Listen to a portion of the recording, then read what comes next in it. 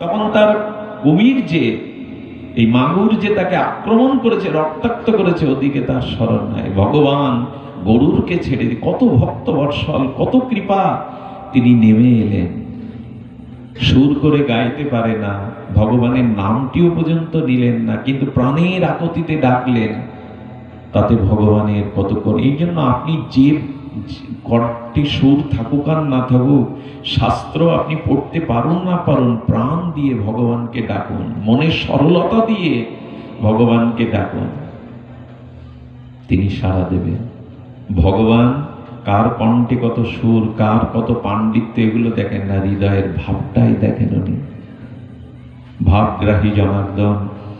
সেই ভাবের আবেশে যখন ডাকলেন, ভগবান এসে প্রথমেই তিনি কি করলেন, তিনি গজেন্দ্রকে জল থেকে উপরে তুললেন, আর ওনার পায়ে যে কুমির কামড়েছিল, কুমিরটাকে উপরে তুললেন সুদর্শন চক্র দিয়ে।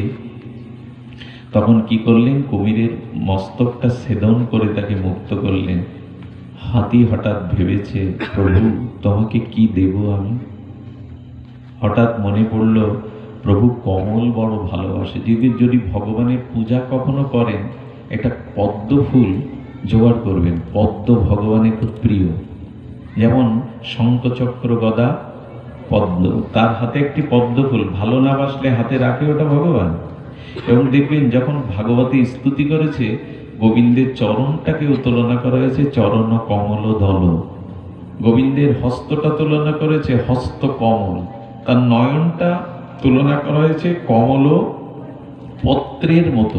অর্থাৎ কমলের সাথে এত দৃষ্টান্ত কেন? যেখানে পদ্মবন আছে, তুলসী বন আছে, ওখানে হরিবাস করে।